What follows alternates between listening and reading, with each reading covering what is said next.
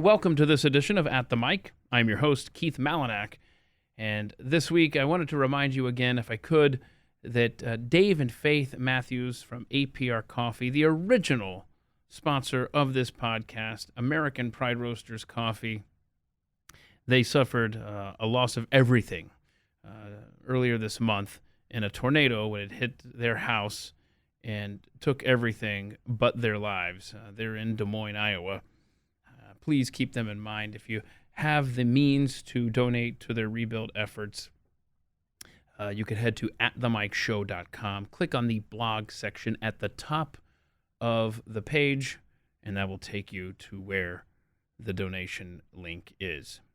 Atthemicshow.com, the blog section. Anything you can do to help Dave and Faith and Mr. Clarence, their very cute puppy dog. They would be so grateful. Just a wonderful couple, and I'm so grateful to know them. Anything you can do to help would be appreciated.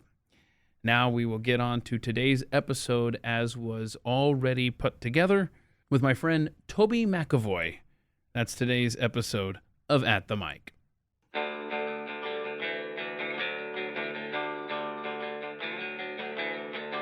You're listening to At the Mic with Keith, an independent podcast production. Well, Toby McEvoy recently sat down with me for an At the Mic conversation. Many of you know me from my day job with Pat Gray Unleashed over on the Blaze TV and radio networks. That's how I met Toby. He lives in Las Vegas, where there are plenty of stories to be told. He sat down, told me some of those stories and so much more on this week's edition of At the Mic. Joined here today in studio with Toby McEvoy. Yes, that's me. Yes. McEvoy. All right. 6 letters, Okay. 3 syllables, accent on the first one where there's no vowel.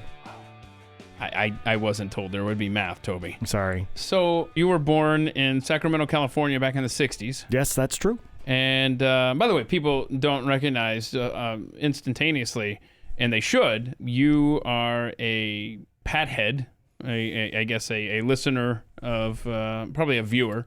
Yes. A Pat Gray Unleashed. Viewer, Blaze membership for a very long We time. appreciate that, man. Absolutely. Yeah, because that's how I know you, is through Twitter. Yes. And being an audience member of my day job, Pat Gray Unleashed on the Blaze. Mm-hmm.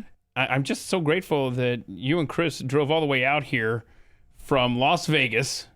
We did. I'm surely just for this interview, just for this conversation, and you're going to actually get in the car and turn around and head back home. 16 hours back, yes. Drop in, talk about myself a whole lot, and then 16 hours back. And that's dedication. Right. And I appreciate it. But you were born back in 1966, Sacramento, California. Yes. But it wasn't long until you and the family moved to Dayton, Ohio. That is correct. So my folks met as civil servants at McClellan Air Force Base near in the Sacramento area. And Dad was working a job where they were schlepping him off to Dayton a lot. And so at some point they said, why don't we just move you to the Dayton area since you've been visiting Wright-Patterson so much? And so, again, not military. Okay. In fact, Mom was not working at the time. A bone of contention of the family is that Mom actually stopped working after she had me. She continued to work while she had the other kids, but the fifth of 5 baby of the family shows up and she stops working. That's what I want to ask you. You are the fifth of 5 children. Yes. Were you picked on, or were you the baby of the family? All of it. Mm-hmm. Most notably, though, is that Mom and Dad were careful not to use the word mistake. It was always surprise. Hang on a second. What's the difference in age gap between you and the fourth? So Mom had her first at age 20. Okay. She had me at age 40. All right. So how old was she when the fourth child was born? Let's see. Quick math. 33, I believe. Yes. Aw, what a surprise, huh? Yeah. So there's, so Mom was married 3 times. She found something she liked to do, and she kept doing it, apparently. Wow. No children from the first husband. Okay. 2 from the second. I got you. 3 from the third. Okay. And then the children are spaced with 2 really close together in the mid to late 40s, and then like a 7 or 8 year gap, and then 2 more 14 months apart, almost Irish twins, and then me way down the line. A surprise.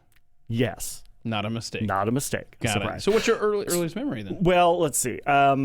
It could be the moving trucks. Yeah. At age 4. It's like, what are these huge trucks, and why is there no furniture in our living room? I don't recall feeling sad about that. That's what I was going to ask you. Were you're just... Everyone else seems to be moving. I guess I'm going with them. I'm going to guess. But there was also an incident. Why it is that I felt the need to hold up what was essentially a piggy bank, although it was a tiger, and it was ceramic, and I held it up over my head, and I guess I wanted to test gravity, and just dropped it. The other thing I remember, suddenly, everyone else in the house stopped talking. So I don't know if I was trying to split up an argument or grab attention to myself as a 3 or 4 year old might do. So that one sticks in the head as well. Okay, but the follow-up to that is how much money was in the piggy bank? Oh, not a whole lot. I wasn't so good with numbers at that point. But that's what you went on to get a degree in. Got mathematics. Mathematics. And I didn't even go the math education route. I tried to do a computer science concentration with it.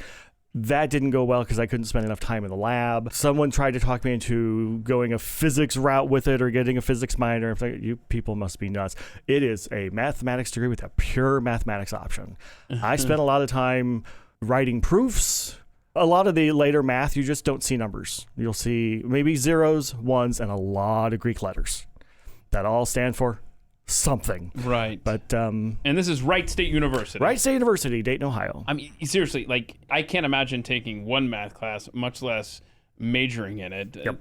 Do you ever, like, at some point want to vomit numbers? Or do you just enjoy it? Because my brain can't wrap... It was seriously a happy place. Huh. Absolutely a happy place. To especially the first year. The listeners are going to think I'm nuts. The first year of calculus classes. Now, this was back when that university was in quarters, not in semesters like everyone else is in Ohio. So the first 3 quarters of algebra, the honors sequence. So we had to learn a few extra things than everyone else had to learn.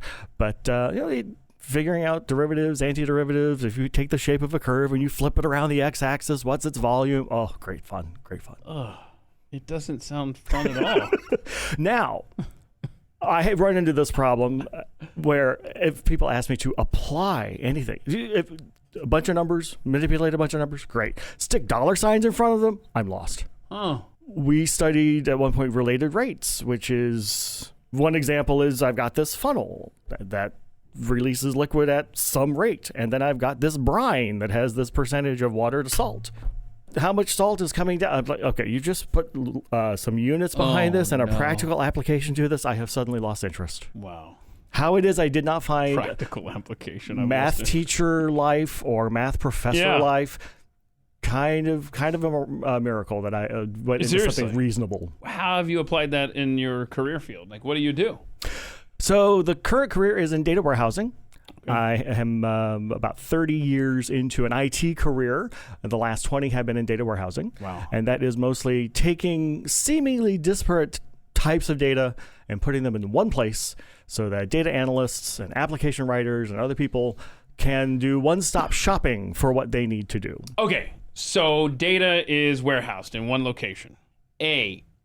How do they go about keeping all of that data cool, especially when there's no water nearby? True. And number 2 on that is what prevents some sort of all-out like physical attack on these? Because if I know where Facebook's data is warehoused, certainly a bad guy does, and this goes with company after company after company. So what are the preventative measures from keeping those places safe? So the physical warehousing is not where my specialty is. So I completely asked you a question that you have no... But I am not in any hurry to attempt to BS an answer because there's a skill I do not have. Okay, all right. Well, gee, I'll just be editing that part out. No, okay. So when you were a kid... Did you think, man, I want to do this kind of job? I didn't understand careers as a kid, but some pixies over my shoulder as an elementary kid get a math degree. You're going to get a math degree. Wow. The math degree is what you want. And I don't even know how I knew what those words were, but I'm sure I can even envision a time in 1st or 2nd grade where that was some prevailing... I don't even know if I knew what the word goal was at that age. But yeah, math degree. Go get the math degree. And that carried me for a good long time. And I almost veered elsewhere. Yeah. But God bless Mom. She did her, I don't want to call it passive-aggressive best. Subtle. She was subtle, and at some point I was leaning toward going the music route. Music educator, yeah, that's possibly what I want to ask piano you. pedagogy and things like that. Because you call music a second career for you, basically. It really is. So Mom did manage to, over maybe a period of a couple of weeks or a month when I was in later high school, hey, that music thing is easier to keep as a hobby, and go pursue this math thing and find out what it's about rather than try to do it the other way around. Do you ever regret not pursuing a full-blown career in music? I do not regret that. Because you get... now, correct me if I'm wrong. It seems like you could find outlets for music and have a career in math, as opposed to outlets for math and have a career in music. Absolutely, and that is how this has gone, and it has contributed to the success I enjoy right now. Okay, so I ask the question: who in your life has had the biggest impact on you? You list your partner, Chris. Yep. Tell us about him, because he's here in the studio. He's here in the studio right now, and so it's not like the pressure is on for you to answer this question properly. If there's one thing that goes less smoothly than me publicly offering him compliments, it's him accepting publicly offered compliments. That's awesome. Let's also ask this question, because I said, there's another question, or I say, are you married, name of spouse, and you just say that you and Chris are not married. But why is that? Because obviously that is available to you. Why not? We continue to believe that marriage is among one man, one woman, and God. We can't provide that, so we're not going to do it. And just because the government says it's acceptable, certainly that's not going to be an excuse for us to do it. Marriage licenses were created to keep the races from mixing, right? Mm-hmm. Why would I want to support that? Yeah. And the other thing I believe I answered, and I'm never sure if Chris believes this as strongly as I do, I take the institution of marriage far too seriously to actually participate in it myself. Because I've reached out to you on occasion and just get your perspective and I hate to use this phrase because it really takes the individual out of the equation when you say, as a member of the gay community. Right. But I do appreciate your perspective. Oh, wait, should we show them our membership cards? Yeah. We don't have those. Oh, no, really? Oh, no. We have a lot of people that do not, we have a lot of friends, we have a lot of heterosexual friends who do not understand our viewpoints on things. Now, they'll keep coming back and they'll keep asking our opinions on things, so that's something. Yeah, okay. Very good. All right, so recently, I can totally identify with this. You lost a cat that you had for 17 years. 17 years. Your cat was Tiger. Yes. I still miss my Gertrude. Mm-hmm. I mean, 17 and a half years. I mean, think of, this is what's so sad about losing pets. And my gosh, how many times do I mention losing pets on this podcast? It just comes up. I got to take this question out. But it is something that is in common with a lot of people you'll talk to and a lot of people that will listen. So it's an easy topic to have commonality. I guess so, but it's so depressing because from the minute you adopt this animal into your life, you're 95% chance you're going to outlive this creature. It's the price we pay for that unconditional love. And I hate that price. But also, the, I guess, cool aspect of it is you think about when you first got that animal and all the milestones in your life because I figure you can identify, because me with Gert, 17 years, I was in college. When she died, I was married with 3 kids and had moved like 7 times, right? Mm-hmm. So you can think of all of these markers in your life from the beginning and the end of a pet's life that you've had for such a long time. I'm sure that's the same with you and Tiger. Absolutely. So before I met Chris, I had adopted George. George was loitering at a friend's place and they couldn't adopt anymore. And somebody convinced me, you need to adopt a cat. Okay, sure. So I adopted George. Met Chris. Chris and I moved in together. Chris had the smart idea, George needs a playmate. So that's how we had Charlie, female Charlie. Then we lost George. Then Charlie was lonely. Mm-hmm. Then that's always the trap. Charlie needed a playmate, so there was Franklin.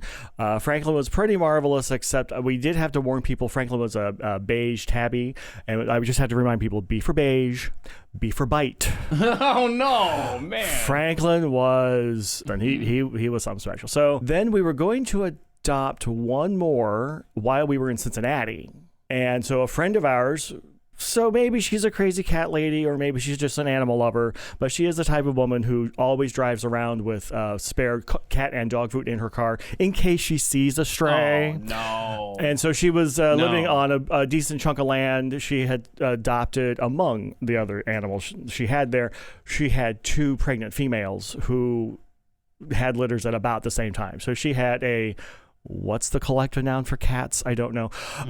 She had a whole bunch of cats. a noisy meow of cats. I don't know.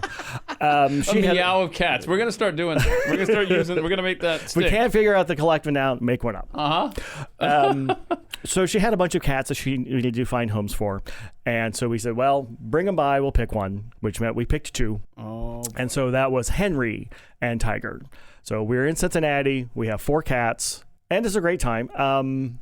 4 cats, they got along pretty well. And then came... That's your high water mark, 4 cats. 4 cats. Yeah. 4 at one time. Carrie and I have been there with 4 cats. And you just kind of... If I don't know if this applies to your world, but at some point you just kind of cede one of the rooms to the cats. This is the cat room. Just you guys, I'm putting all your crap in here. This is where you're gonna be. Cats kind of had the basement back, when we used to live in places that had basements in Southwest Ohio. Right. So yeah, there was that, and then they would usually pair off, whether it was the older 2, the younger 2, the 2 men, the 2 women, mix it up and keep us confused. I don't know. The middle 2, the outer 2. So that was good. Anyway, so the move to Vegas occurs, and we find that we have to also move 4 cats to Vegas. Oh, hold on a second. I'm having flashbacks. Yeah, ours was 4 cats from Houston to Omaha. Your 4-cat move was... Cincinnati to Las Vegas. Oh, no. So we had to fly them, and we flew them 2 at a time. And it was a lot of paperwork because they had to be, was it vaccinated or tested? What? No, it was, I'm looking to Chris for some words I'm missing, because he had to do a lot of it. Because I moved in January 2008. Chris hung back in Cincinnati for a while to take care of a lot of personal things that were on his list. So for a good period of time, 3 months, Chris, large house, 4 cats, blow-up mattress, laptop, alarm clock. Did I miss anything? I think that was... So that's how he lived. Oh, and one of the cats, at least one of the cats, had a sharp enough nail that the blow-up mattress kept collapsing each night. That was my world. That was my world. Because I moved... so we moved 2 cats from Nebraska to Atlanta. And then in Atlanta, we adopted a cat that was hanging around. So now we had 3. And then when I was in Houston by myself before Carrie got there, I adopted a cat that was hanging around because there was Tropical Storm Allison, look it up, 38 inches of rain fell near my apartment complex, and this little kitten that I had seen cross the road with all its little brothers and sisters and mom about a week before this hurricane came, I knew exactly what his story was, right? And so I tried to adopt this cat out, Clarence, and so I couldn't find a home by the time Carrie arrived with the other 3 cats. So we had 4 cats in a 960 square foot apartment. Kill me now. Oh. Yeah, we had... I don't know how you don't just either kick them or stumble. We had issues, yes. So before she got there, because I was roughing it with just an air mattress, a card table, maybe a microwave, something like that in this apartment. And sure enough, the cat just... So now I'm literally sleeping on the floor, waking up at 2 a.m. to produce Pat Gray's show in Houston every morning and driving, 45 minutes into town on no sleep. It was a fun time. But my point is, you talk about moving the cats. When we finally moved from Houston to Omaha and we had to take the 4 cats with us, by now we had a baby. And, it was so much fun. But I will never forget, because we didn't fly them, we drove them. I will never forget the workout I got trying to sneak these 4 cats into the hotel, knowing there's cameras everywhere, going up 3 flights of stairs, and just this heavy thing with 4 cats. This huge cat carrier, a dog carrier, really is what it was. It was for a big dog. Right. I'm just like, because I'm cheap, man. I ain't paying no $50 an animal to spend a night in this joint in Salina, Kansas. But there was something with us flying the cats where they had to pass some exam within a small number of days before putting them on the plane. Yeah. There was this balancing act of, can the plane that you intend to put these pets on accommodate pets during the week, because the weekends apparently are just not possible. And then you have to get the pet to the vet, pass the test in a short enough period of time. And so we did a 2x2, insert joke here. So two cats came out, then 2 other cats came out based on Chris's schedule, and he was just keeping all the plates spinning in the air. Absolutely insane time. But so yes, we did move all 4 cats out. So that was 2008. Okay. 2009, we lose Charlie. 2010, we lose Franklin. 2011, we lose Henry. And so now we have little Tiger left, and we had agreed, okay, once this marvelous little bundle of joy reaches the end of her natural life, we are done being pet owners. This has been marvelous. This has been a great experience, and I enjoy other people's pets. That's just fine.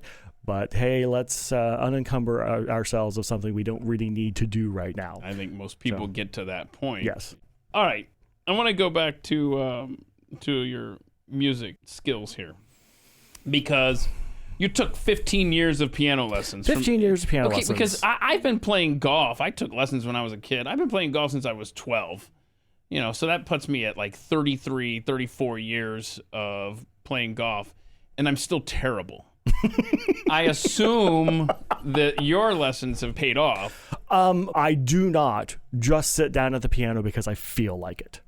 That is absolutely one issue. Waste of time. Right. You have to. You're goal oriented. Wouldn't you say? Imagine that. Yeah, it does tend to have a purpose. So there are times when I will have a new piece of music that I have to learn, and I will realize, have I really studied this instrument for 50 years? Because it sure doesn't sound like it. Oh. Part of it might be the vision. I have kind of old person vision. And well, as the nice optometrist explained to me, as we age, because those are 3 words you want to hear from any doctor at any time. That you ain't fooling. That is a terrible phrase to start hearing. But what has happened over the past 2 or 3 years is, I got to get the phrase right, it's the vitreous fluid detachment. So it's not a detached retina. It's not anything really damaging. It is, as we age, the fluid that our eyes sit around in can become gelatinous. Oh, and wow. It might become gelatinous as it's trying to separate from the eye. And that's where the floaters come from. No. So I have a set of floaters that has been hanging around. I think I'm about to celebrate the 3rd anniversary or possibly 4th anniversary. And the way this really affects me is that I can look at you and I can look at Chris, and 2 seconds later, I can focus on Chris because the floater's gone. Oh, wow. Okay. Then come back to you. And there you are. So when one is glancing down at the fingers on the keys and glancing back up at the music there, now it's in focus. It's beastly. And so that is causing a part of the problem as well, that I would love to be able to have my eyes and fingers react as quickly as they did 10, 20, 30 years ago, but that's a bit of a challenge. So I've been told, it'll all just clear up or your brain will get used to it. But back to music and not my failing health because I'm old. No. Oh, trust me. We could do a whole podcast just on... I mean, I don't break as many body parts as you do. Yeah, that's true. Yeah, okay. Again, that's a whole nother podcast. We get it. Okay, but so the piano. And the clarinet and the saxophone and the flute. Which one was the most difficult for you to learn, and which one is the one you enjoy the most? I am thrilled I learned piano at age 5 when I had no idea how hard it was. I'm really thankful. If you knew what you were getting into. Huh? Absolutely. I'm aware of people who try to learn instruments, or specifically try to learn piano as an adult, and it is harder. Mostly because these adults already have a bunch of other things to do. If I had to learn how to play piano while I'm also trying to perfect a career, pay my bills, raise 4 cats, and that list goes on, that's a little harder to do. I wonder if that kind of goes along the lines of learning a new language, absolutely. Too. I agree. It's the same kind of thing. When the brains are sponge-worthy and there's not a whole lot interrupting the person, it's really easy to learn. The other benefit I had, again, with the sibling setup, the 3rd and 4th of the siblings also played piano. And so I got to watch them play. And I think it may not have been set up this way, but I sort of understood that when I turned 5, I got the opportunity to do what my siblings were doing. It didn't look like a chore. It looked like a rite of passage or an opportunity.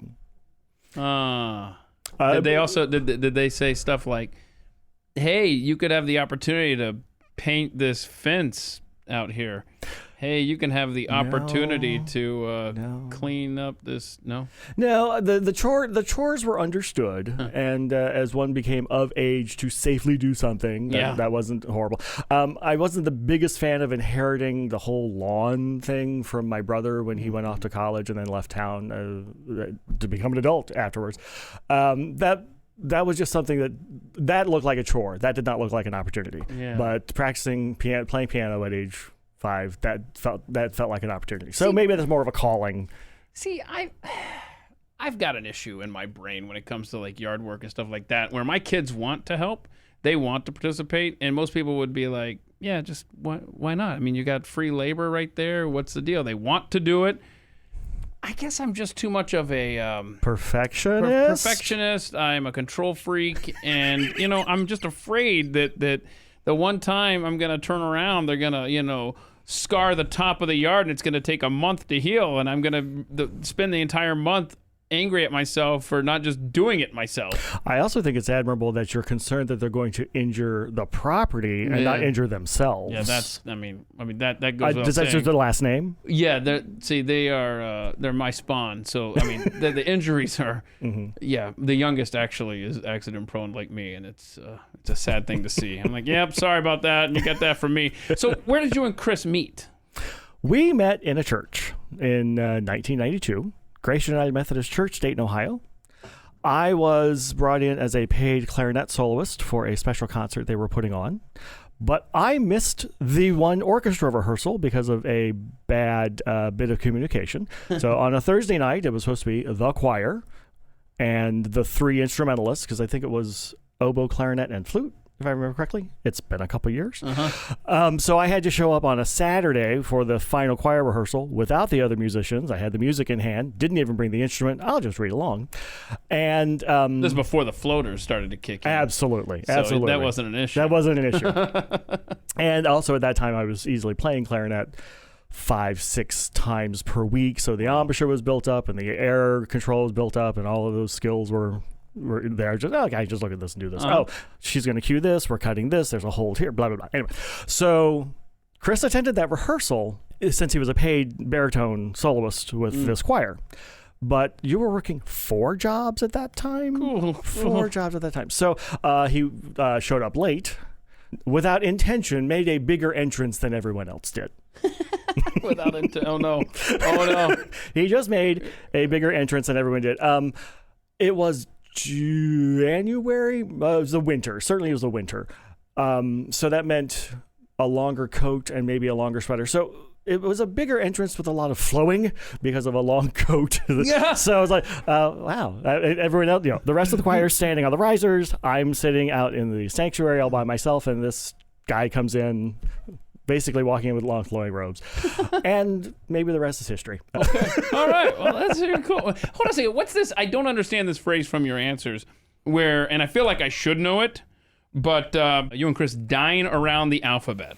You probably shouldn't know this phrase. This was something that we did create. So it is a cool phrase. Yep. What does it mean?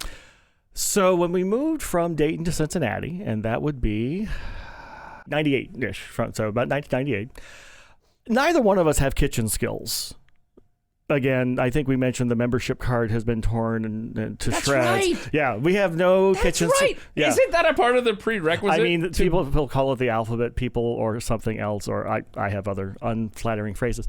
But so we have no kitchen skills, and we really don't even have much of a desire to learn how to become better cooks, better bakers, better really anything in the kitchen. Yeah, you just want to eat. Absolutely. Like, do you not get offended? I don't say not offended, maybe it's a harsh word, but and maybe annoyed is a little harsh too. because I actually do admire people like Chef Andrew Gruel who can create a masterpiece visually and for the palate. It's an incredible skill. Right. But I'm just, again, it doesn't look like an opportunity to me. Right, it looks like a chore. Here's what bugs me. You'll watch these people create a masterpiece in no time flat. I realize that, they edit for time on TV shows when you were growing up and stuff like that.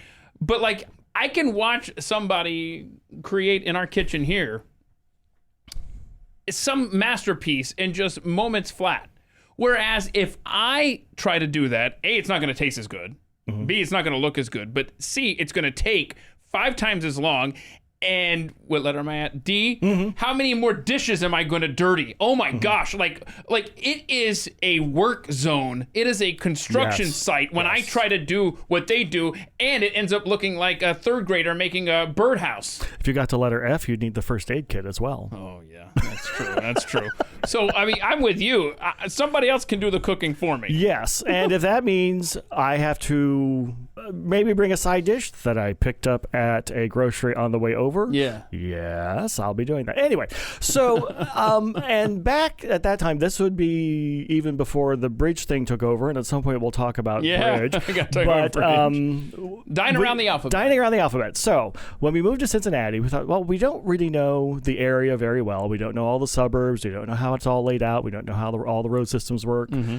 Let's hit the phone book. It was the 90s, everyone. Let's hit the phone book, and let's find a restaurant that starts with A. And just go. Uh-huh. We don't care about the cuisine. We don't necessarily care about the neighborhood. Find a restaurant that starts with A. Go, and that's Saturday night dinner. Wow. So did you literally just open up to the A's and put your finger there and go, Was there any recon involved at all? Because I'd be afraid that you would see some sort of phrase and you're just like, there might be some cuisines we wouldn't dive right into. Yeah. Neither one of us is going to jump right up and go to an Indian restaurant. Yeah, we might join others if we think we like the company. Mm. Other rules were, this is a great way to avoid chains. I know there are some people who, if they go out to eat someplace in a different town or even in their own town, they like to avoid chains and they want to support the local economy. So that was one of the rules. If it was a place we had been to before, then we couldn't go again. If we were going to find a second route on the alphabet, if we wanted to repeat one because we really liked it, we had to take someone who hadn't been there before. Oh, wow. And we actually didn't add too many extra rules to this. So that was really about it. So at that time, I think in the Cincinnati area, we got and we would do them in order. When we started, we did them in order. So week 1 was A. Okay, are we on B now? Let's go find the B's. Yes, there are some letters that are hard to deal with. Right. And sometimes we have to create some rules to deal with the hard to deal with letters. But in Cincinnati, I think we got up to about T before Chris started traveling for his job a whole lot, which made our that spare time a little tougher to navigate. I gotcha. But then it was great to do when we moved to Las Vegas, and that was just. Certainly, we knew the Strip because we'd been tourists. But once you leave the Strip, it's a fairly ordinary town. It sprawls. Right. But that was a great way to get to know the lay of the land, the neighborhoods, the local cuisines, etc. And so Chris keeps the lists of all of the times we've been through the alphabet. Is it kept on a computer, Chris? Or is it, like a spreadsheet or something? Nice. Yep. It was kept as a Facebook list, but then Chris removed himself from Facebook. So. Oh, Chris is a smart guy. I am not brave enough to do that yet. Let's see here. You guys are members of the American Coaster Enthusiasts. We are former members of former members. Now, of is there a membership card for that? Yes, there really was. Is it like a punch card? Like if you do 12 coasters, you get the 13th free? Most of the members. This really sounds cool. It really was a fantastic group to be a part of. Most of the members, the really serious ones, keep their own censuses of how many different coasters they've ridden. So hold on a second, yes. And I don't know when. Give me a rough idea when you stopped being. It was shortly after we moved to Vegas, just because our spare time got kind of sucked up a whole lot. So that's 2008, 9. Yeah, 2008. Okay. Yeah. Because my brother-in-law has an app on his phone for beers that he tries, right? Mm-hmm. You know, and I think I downloaded it one time and maybe punched a couple of them, but it's just like, especially when I'm having a beer. The last thing I'm going to do is log it. Right, yeah. right. Mm-hmm. Now, I admire that he's probably got who knows how many rewards, how many beers that he's. And if you have a goal of not repeating one, right. I think that's part of it because he loves new beers and IPAs and stuff like that. And likes to say, I've had, right. Okay, so the Coaster Enthusiast. Yeah, is there an app, or was it's too long ago to be an app then, I guess? Oh, well, I guess. How do you track them? All your roller coasters? There are so many resources to do that. It would not surprise me if some enterprising coaster enthusiast has developed an app to help with that.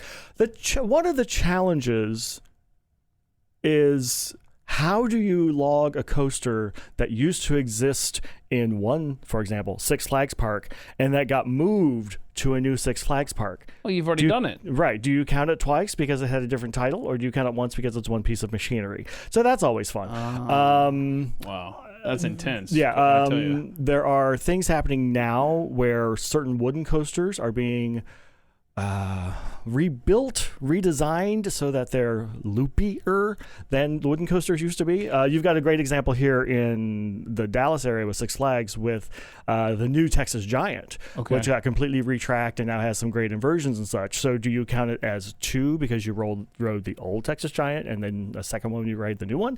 So good luck counting all of those things. So hold on a second. Have you ever been to Six Flags in Atlanta? No. Okay. Well, sadly my follow-up is non-existent because I remember as a child in the 80s riding the Scream Machine at Six Flags, and it was just this rickety old wooden thing. And I remember at the time thinking, this doesn't feel safe. And I just wondered if you had experienced surely it's different now. No? Oh, no. Well, it's been a while since we've actually been on any coaster. It's been a couple of years since we've been on What's a coaster the best at all. Theme park, because I have an answer to this in my own head. What, in your opinion, is the best theme park for roller coasters? Cedar Point, Sandusky, Ohio. Wow. That's not what I was going to go And with. a part of it, certainly there's a large quantity, a variety of styles. It's on Lake Erie, so anytime you have a nice high lift, you have a great view. Okay. But yeah, that's... I'm not a big roller coaster guy. Right. But as I've gotten older, I've actually come to enjoy them more. And I will say, because I'm never the guy who's like, we have to do this, It's just like, I don't know, maybe I'll do it. But I'm telling you, the greatest experience as far as a theme park with roller coasters, it was just one after another that I absolutely loved. And let's see if you guys agree. Hershey Park. Had not ever made it to Hershey Park. Sadly, as long as we lived in Southwest Ohio, we never made it over to Hershey Park. But get there. Yeah, visited Kennywood a couple of times in Pittsburgh, but never made it over to Hershey Park, and that was a real shame. Well, I think new road trip. In fact, you thought you were going to turn around after this interview and head back to Vegas. You're actually going to keep going. We're going a little bit northeast, is that what you're saying? That's right. So one of the fun things with American Coaster Enthusiasts, and it's a positive both on parks that host events and the organization itself, it allows for exclusive ride time. And that is when the members of the club ride before the general public gets there and after the general public leaves. Nice. Yes, that is a marvelous perk to such an organization. And then the Coaster Enthusiast does have an annual CoasterCon. CoasterCon. Oh, I need a T-shirt. CoasterCon 2022.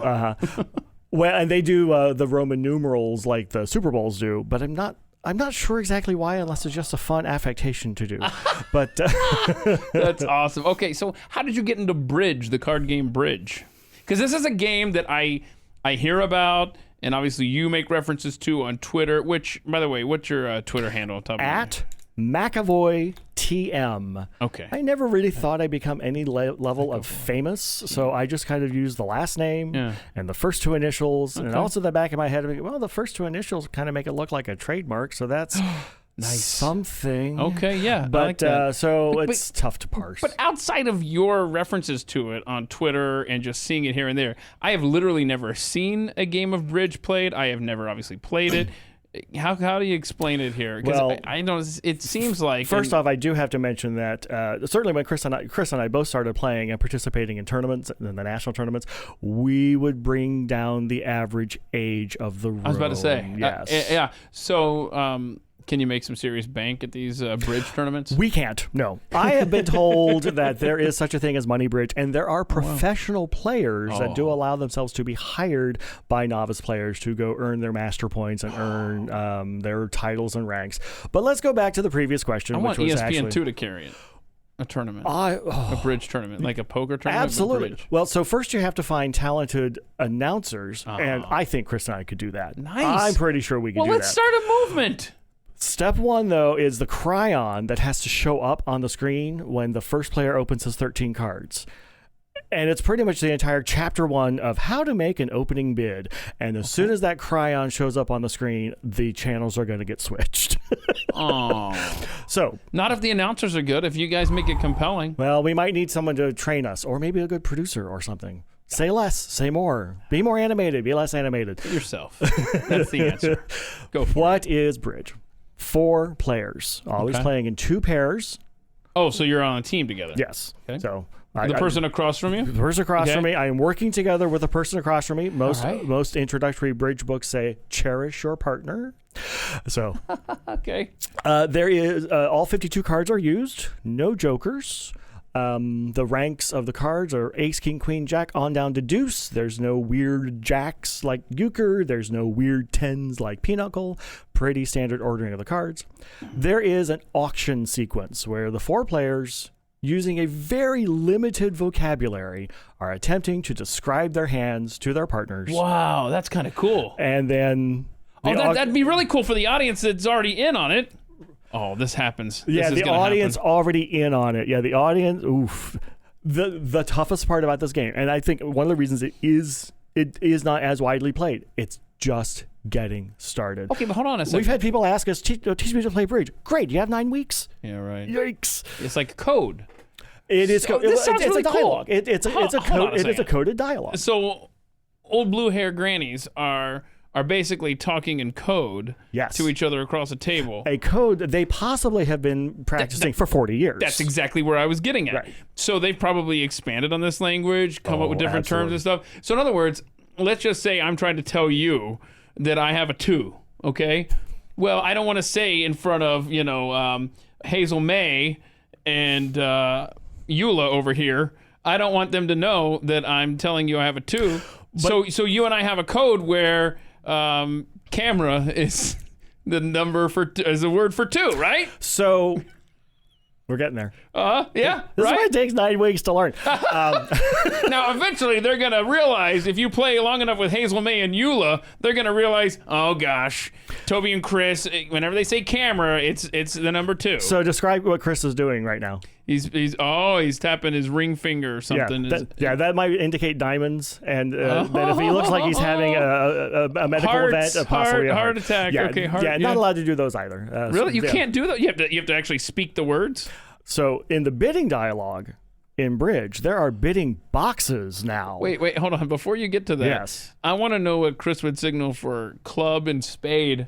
Well, club, hitting over the head somebody, right? And then a shovel for the spade. Yes, but you can't do that. Can't do All those right, things, that's stupid. Okay. So with his bidding dialogue, and oddly enough, it is a number, a strain, because this game needs more vocabulary, one of the suits, or the term no trump, or there's a pass, or there's a few other things. And so similar to language, there are 26 different definitions for the word run, correct? Mm. So if I make a 2 club bid, it depends on, am I responding to my partner's opening bid? Am I overcalling to the bid the guy on my right made? Oh my. Am I opening the bid? They mean totally different things based on where the bid occurs. I got to block out 9 weeks. Yes. That seems right. So we have bridge. We have our 4 players. We have our 52 cards. Everyone has 13 cards. There's this bidding dialogue. The bidding dialogue ends. A contract has been established. That's a number and a strain. 4 spades might be a contract, and that says that this pair that bid 4 spades will be making 10 tricks, 6 plus that number, and spades is trump. Who invented this thing? I know, right?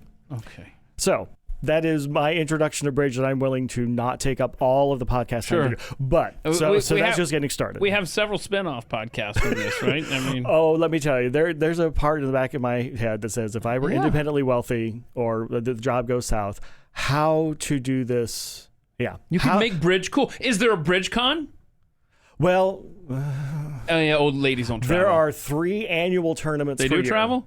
Yeah. Chris says old ladies travel. Oh, they sure do. They would probably flock to Vegas for a bridge. So there is or is not a bridge con? There are 3 NABC, North American Bridge Championships. Oh, wow. I need an NABC shirt and I need a CoasterCon shirt. The CoasterCon shirt. And we're only halfway through. One's going to be easier to get than the other. I'll just make my own. So that's basic bridge. That's 4 people sitting around their own dining room table, reaching a contract, trying to play. One other weird thing about bridge that doesn't happen in other games. So let's say I'm declarer in 4 spades. I got to make my 10 tricks. Player on my left leads to the opening trick. And my partner puts his hand down on the table as dummy, and I play both hands. The opponents see the dummy, so the opponents see the other hand I'm working with. But I have to work with my hand, my 13 cards, the 13 cards my partner has put on the table, and the opponent's trying to defeat me. And I think part of the reason it's called bridge is a big part of making that contract is the transportation between getting to my hand and getting to the dummy and leading from the correct place and trying to keep the defenders from setting me. So that's bridge. Duplicate bridge. A room full of people, all at their own tables, doing that same thing, having the same configuration of 52 cards, bidding, reaching a contract, playing it, achieving a result, putting their cards back into these little plastic boards, and the board travels around the room. All 24, 27, 28 boards travel around the room, and everyone is assessed based on how they did against everyone else. That's duplicate bridge, tournament bridge, club bridge, and that's what makes that style of bridge much more exciting. Sure, I was in 4 spades. I was supposed to take 10 tricks. I took only 9, but those people over there took 8. Those people over there only took 8. Those people reached the wrong contract, and that is how, even if I don't make my contract, I can still score better than the rest of the room because I failed less, maybe. How is this not big money involved? Just learning the rules.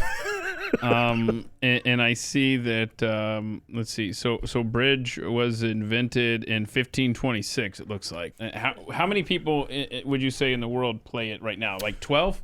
Because I don't know how you would follow along with this. You have to be of a special mind to try to... It does have its history in some aristocracy, but I want to also believe that there was some passing it down through the lineage of the families. How did I get introduced to it in the first place? When Dad would come home from work and complain about his workday, the lunchtime bridge game was the only thing I understood. Oh, wow. You understood. That's where the math comes in. Right. Which, by the way, do you have a guess how many people in the world play bridge, roughly? In the world? In wow. the world. Wow. Because I honestly, well, I'm not going to. I would go in the maybe 2 million plus. 200 million. Wow. Okay. I have no...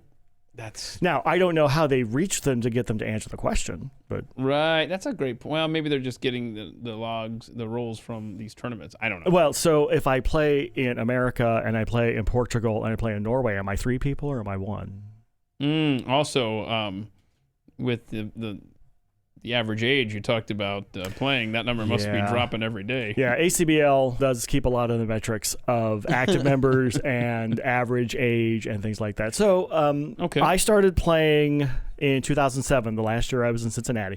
Even as a kid, one of the books on my nightstand was Alfred Scheinwold's 5 Weeks to Winning Bridge. Oh, nice. And I think it was my dad's old copy. Which, so you read that, absorbed it, and it just came into play later. Yes. Okay, so you're talking about a book there. You've got a personal friend named Courtney Burns who wrote a book, The Comfort Dog Gave Me Pink Eye. First of all, the title is awesome. The Comfort Dog Gave Me Pink Eye. What is that about? That's the latest book you've read. So I am only partway into it. Sorry, Courtney. Things got busy. And I brought it with me on this trip. So all this relaxing time, I think I'm going to have on vacation. I'm actually going to read some more. She's a marvelous friend of ours in Vegas. She does counseling at one of the schools we've had some involvement in. Marvelous wit, but she essentially started a comfort dog style program at the school. And she was intending to do it anyway, but things got a little speedier because of the Mandalay Bay shooting. And there were some students at that school affected, and so there was an extra reason to put this program in place. So put it on your reading list, or put it on Carrie's reading list. Okay. Is actually the person I really want to see. The comfort dog gave me pink eye. Yes. Now, Chris, who's here, like, his favorite book apparently is Captains and the Kings, which I've mentioned on a previous episode here about the mic. I mean, that book is fascinating. If anyone wants to read a completely fictional story about how politics really works in America and around the world, Captains and the Kings, Taylor Caldwell, great book. And I don't read a lot of fiction, which this one obviously is, right, Chris? Total fiction. Vigorous head nod happening across the room. Let's see here. My gosh, man, talk to me about your cardiac situation in 2012. What happened? 2012. And before you get into that tale, I noticed that your favorite comfort food is nachos loaded with, quote, whatever. That might have something to do with that. Did that have something to do with your heart situation? I had a bit of a diet change since then, that is true. So I forget why various walks around the neighborhood were happening in early fall 2012. But Chris and I would just go take half-hour walks, get out and enjoy the autumn air in the Vegas area, because it had finally stopped being Satan's living room, so you could actually go and What's the hottest it's gotten since you've lived there? Yeah, I was going to guess 117. Chris is saying 118 from across the room. So okay. I think I want to say it's September, October walk, and suddenly I just had this incredible pinching sensation in the upper chest. And I thought, I need to just stop walking, and I don't know what's going to happen here. So I knelt down on the sidewalk and went, this is wrong. Because at that point, let's see, 2012, I'm, 46 at the time? And I thought, well, this is dumb. So after about 5 minutes, whatever that was in my chest released, and we finished the walk home. Okay, great. And then I started taking assessment of various things in life. There were some job stresses going on. There were some personal, there were some music stresses going on at the time. There was possibly too much of things going on at the time. So I thought, well, I know what I can do to get rid of some of these stressors. So I removed myself from a music organization that was not a positive experience at the time. I made some changes in the day job, delegate some stuff. This will be fine. And then we went for another walk. And it happened again. Like, okay, this didn't do it. Let's go find one of these cardiologist kinds of people. Found one. He did the EKG, talked about my symptoms. They said, okay, you have angina. Great. And this cardiologist says, can I get you to check in to the hospital tomorrow? Oh, wow. And I said, no, because I'm music directing an opera for the next 2 weeks, and I can't leave. But 2 weeks, I can do that. So he's looking at the EKG, and he's looking at me, he's looking at my age, and looking at the rest of habits. He goes, you're not a smoker, are you? No. Okay, we can probably wait. So, but the other thing that was happening was this was also the end of Mom's life. So it was essentially, Mom was ill throughout much of leading up to 2012. She had a goal of living all the way through the 2012 general election just to see how the country was going to turn out. Yeah. That election didn't go as she wanted it to. And then she passed. So we talked about the election, and it's possible I knew I was going to have surgery at that point, but I was trying to figure out, do I tell her? Do I not tell her? Because I know she's not long for this world. Her kidneys were failing and things like that. So the election has now happened, so she's not really interested in hanging out much more. So I know I made the mistake of telling her I was going to have the procedure done. And then she died shortly after that. And then about 2 weeks after that is when I finally had the procedure done. Anyway, so had a cardiac stent implanted, which one is generally awake for. I'm sure the people out there who've had them done know this. And so get to lie on my back, and they shove the thing up the hip, and they and all that. God. And I get to feel see all that? No, okay. The anesthesia works fine. Why do you have to be awake for that? I get knocked out when they do a scope on my throat for literally 5 minutes. Right. What is this? Why? So they shove the little camera or whatever to put the balloon in and all that. So one of the things that the cardiologist says to me, there seems to be some need for me to have conversation with him. I don't know. they had identified 2 blockages. So the goal was to put in 2 stents. And they put in the first one, and the blood flow was so good it knocked the second blockage out. So go me or something. Okay, all right. So, but here's one of the other really awful parts of this. So I got to see the screen of, okay, this is what the blockage looks like, and here's where the blood should be going, but you see it's only trickling, and of course I'm no glasses on. Like, okay, I see a bunch of stuff. Doc, I'm glad it's really large, but then they give you the notice. So we're going to give you some adrenaline. You are going to feel like you want to escape or something, or it induces a little bit of panic. Oh, nice. Don't move. What the? Well, because I've got all the stuff on the operating table. Then knock my butt out.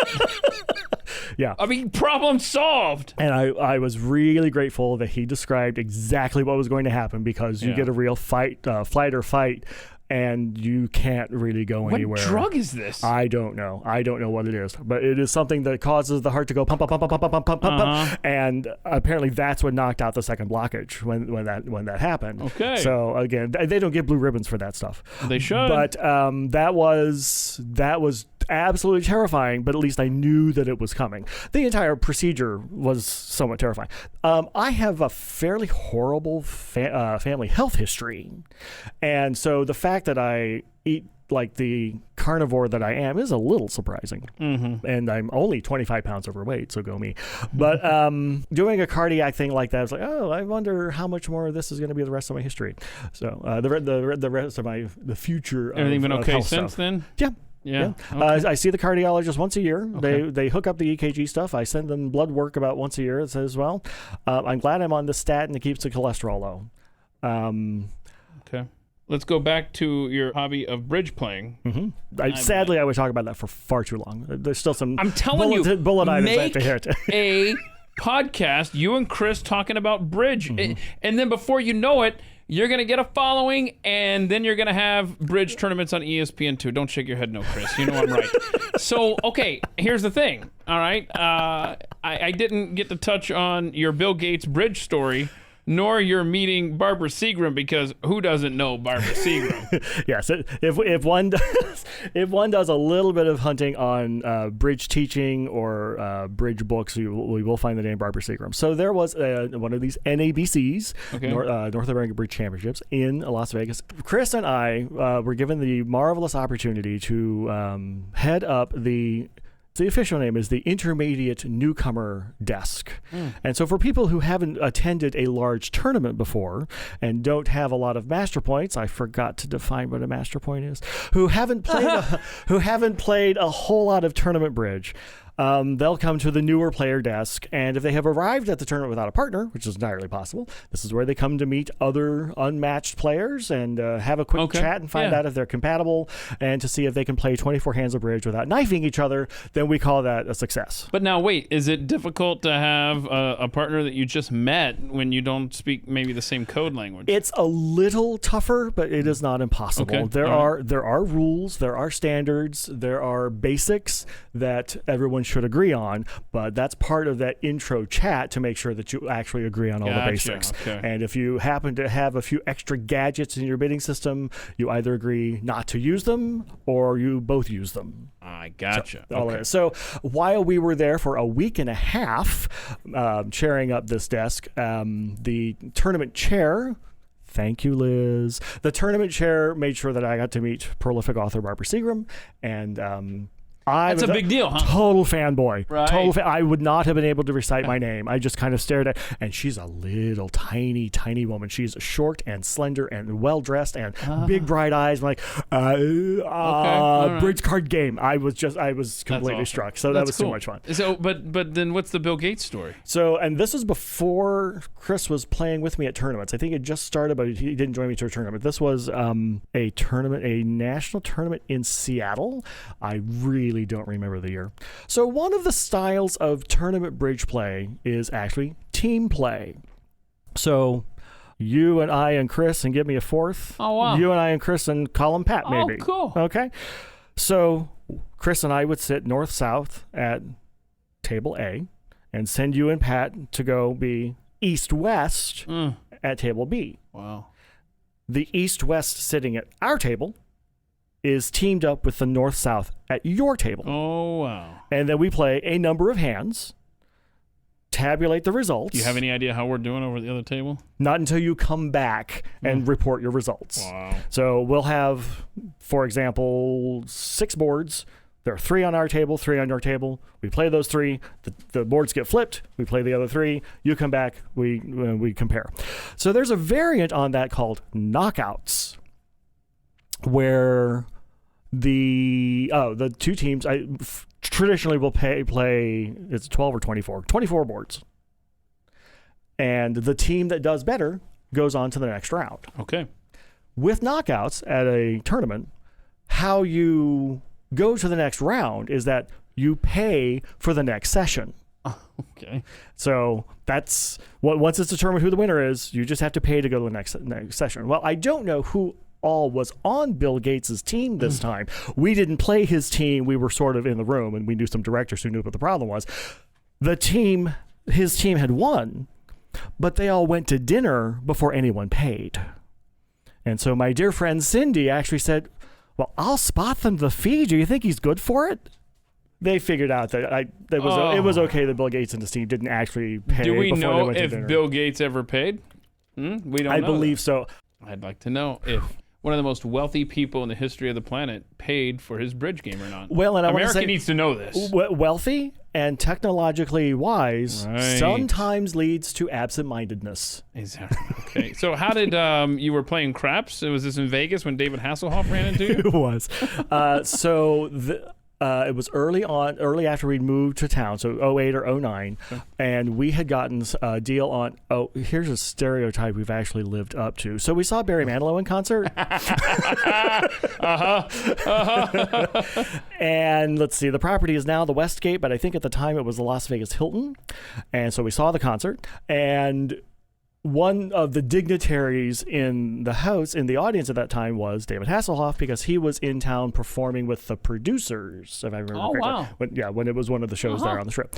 So he had his show was dark that night. He was out there. He was partying it up. He's allowed to. What? David Hasselhoff? I alert the media. So I found one of the craps tables there, and Chris was off to the side.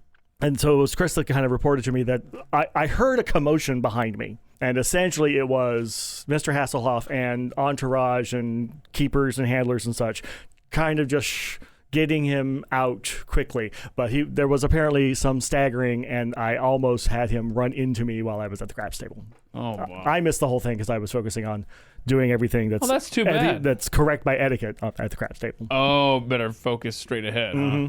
Oh, that's too bad. Dyson one hand only, hit the other side of the table. Always better to bounce them out than bounce them short. That's something I've tried to learn that failed miserably. So here's part showing things about my personality, good, bad, or indifferent. Okay. One thing about craps, it's an ideal game for people who just can't do one thing at a time. If you insist on doing 7, 8, 9 things at a time, craps is the game for you. Yeah.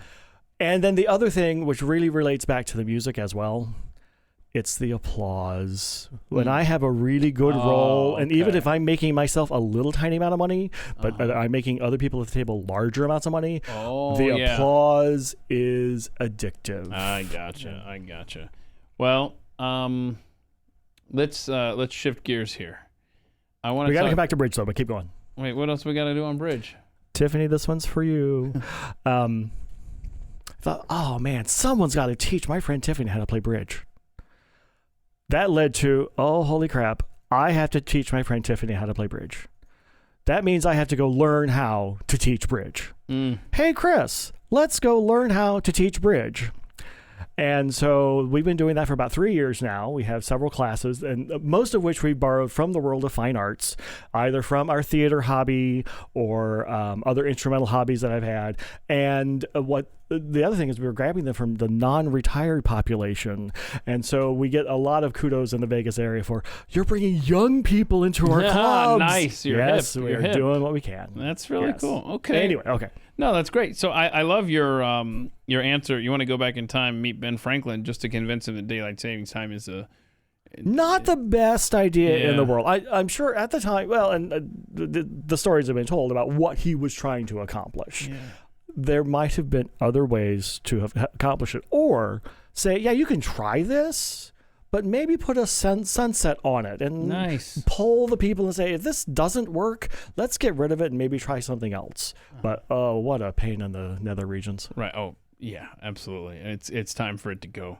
And I often wonder, because it was George W. Bush that changed the dates, right? Yes, with a Democratic Congress, I think, right? Anyway, it doesn't matter. But yes, George W. Bush did change in his second term the daylight saving time. And so I always wonder if part of the challenge in getting rid of it is that someone has done the math to determine how expensive it would be to get rid of it and to change all of the operating systems to say, get rid of it totally. Yeah. The flip side of that would be, though, why don't we just have all the operating systems saying, okay, everyone behave like Arizona. Yeah.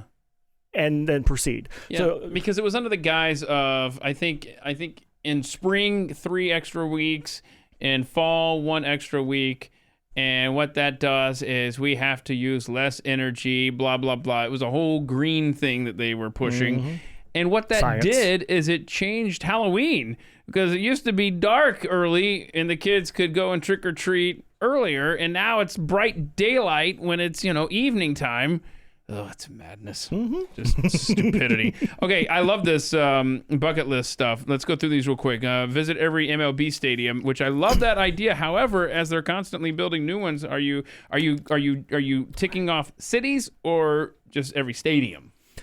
It was every stadium for a while, and then it was going to be every National League stadium for a little while, and then it became NL West. And before you know it, we're like, I'm not traveling. Right. Well, and again, who can make long-range plans? Right. Yeah. Not in this new era. And of course, we have to find out where we can actually attend because we are unvaccinated Americans. So, bro. What's been your favorite so far, stadium-wise? Oh, golly. Have you been to Truist Park? We have not been to a whole lot of them, regrettably. Mm-hmm. That's Petco in San Francisco, right? No, it's San Diego's Petco. San Diego is Petco. San Francisco is Candlestick. I forgot the new one. The one after Candlestick. I know. Yeah. I forgot. Yeah. I just call it that. So hold on. You been to Truist Park in Atlanta? No. Okay. Well, if you do go, the Battery area outside where all the shops are and the restaurants are really cool. The only thing I would say about Truist that really bugged me in taking my kids is that you had to get an earlier ticket. It was an extra fee to get in for batting practice. Excuse me? This is America. Are you kidding? It really rubbed me the wrong way. Trying to monetize everything. Yeah, especially considering, when I was a kid and we'd go to Atlanta Fulton County Stadium, we would get there so early, and that was part of the experience of going to the ballpark is just watching batting practice. Mm-hmm. So I didn't look into it enough to see if this was a regular thing, if it was just weird because it was a weekend. I honestly don't know. Mm-hmm. But also I would say, and I hate to say this, in right field where the Chop House restaurant is, and players are constantly hitting home runs into the Chop House. So the last time we went, we're eating at the Chop House this time. Man, it's so overrated. So I would just say eat at one of the restaurants outside of Truist Park. Who's got great food is the Rangers. The Rangers, and it's not ridiculously expensive. From what I remember, the one time that I actually had to buy a meal there, I thought, wow, that's not bad. But anyway, so... And if we visit an unfamiliar city and we find out that there's minor league baseball, we will almost always stop in. Yeah. Too bad you're not here right now during baseball season. Yeah. The new stadium for the Rangers, I really like it. It looks silly from the outside, but inside it's nice. Okay, you want to visit every U.S. state. This is a goal that I have as well. Mm-hmm. How are you coming along on that? So Chris found a great map which optimizes the route. Nice. I need this link. Mm-hmm. Okay. He'll make it available. So how many states have you got under your belt? We haven't counted in a while. You need to update that. Yeah, we do. Okay. Did you have a rough estimate? I don't think we're even at the 25 mark, though. Oh, okay. No. There's a lot in the middle of the country, especially the north central part of the country we just have missed. There's no baseball stadiums there. That is correct. And there are very few roller coasters. There are very few amusement parks, because that was the other reason. So that was one of the things with the American Coaster Enthusiasts. It gave us a reason to travel each summer. Yep. It helped make the travel plans. Here's the other reason that we kind of said goodbye to that. The bridge tournaments were giving us a reason to travel. And go to a place we might not ordinarily go to, again, with a goal.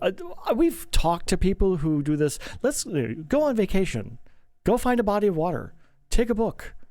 Find some alcohol. And have a vacation. I'm like, I don't understand this. You have to have a goal. I have to have something to do. Yeah. So this week is going to be a little strange. I mean, I have this goal. But we have a few other days. I have looked up where some bridge clubs are here in town. So we may play tomorrow. We may play on Thursday. Nice. So they'll be surprised that, wow, these people are visiting. They want to show up here? Oh, well. So I got some phone calls to make today. But yeah, that was a big part of the reason.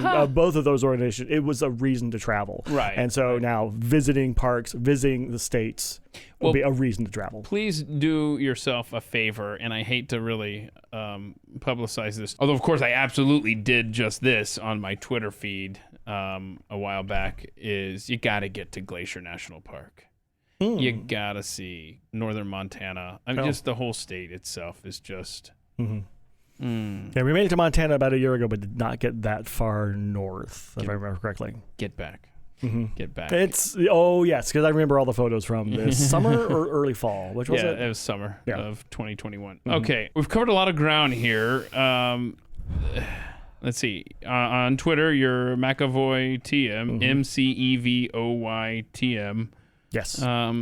Any other places that we can find you on the interwebs? I mean, I have the same handle at Instagram. I use it very rarely. Every now and then, if I happen to snag a photo of something that happened at a bridge tournament, or look, I'm here. What about Chris? Is Chris on social media anywhere? See, he said goodbye to... See, because he's smart. Yes, we've already established absolutely. this. And really peaceful with a well-managed blood pressure and... Wow, that's good. Yeah. All right. Well, thanks for driving all this way. I hate you have to now turn around and head straight back to Vegas. I mean, that's we could have done this remotely. If I don't have this fancy setup though. I don't know how great I would sound remotely though. Right. Yeah. That's another problem with us possibly teaching bridge remotely or teaching bridge online. Gosh, yeah. There's a significant audio setup that has to be handled. You know what though? You reminded me. You talk about the technical setup and everything. I would encourage anybody that's looking into starting a podcast or something like this. I can't believe I'm throwing this out there because he didn't ask me to, and I don't really know if he can do all this, but you know what? You should reach out and ask Rob Borowski, who's involved with Pat Gray Unleashed, the show that I'm the producer for, and also Rob has been a tremendous help in the technical stuff with this podcast and getting the episodes uploaded to, say, YouTube. Or, in fact, this podcast would have never made it out there into the world because I had no idea how do you push it out, Rob? Right, yeah. Teach me, do this. Right. And so you should reach out to Rob Borowski and see what he charges for the technical setup on Twitter at TVsRob_official. All right. TVsRob_official. Again, he has not told me he's got a business. He hasn't told me anything. I'm just telling you that you need to reach out to him. I think as we've already discussed here, people sometimes start businesses even if they don't want to, or they have a little hobby and suddenly it becomes a business. And truly, I am terrified of the possibility of online bridge instruction taking off. I'm telling you what, here's the 3 t-shirts I need, okay? I need an NABC t-shirt, I need a CoasterCon t-shirt, and whatever podcast you end up making for bridge instruction, like Toby and Chris, bridgelessons.com. I need that shirt as well. And you better go and buy that domain before I... Oh, yes. So I had considered at some point trying to secure the URL Toby and Chris Teach Bridge. Boy, is that wordy. But Maybe underground bridge studio becomes a thing.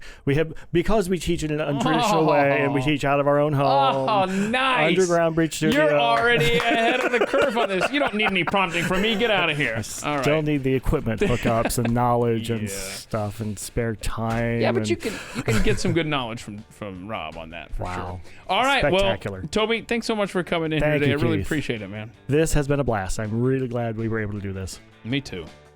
Toby McEvoy, he's such a great guy. I'm so glad we had the chance to get to know him better today.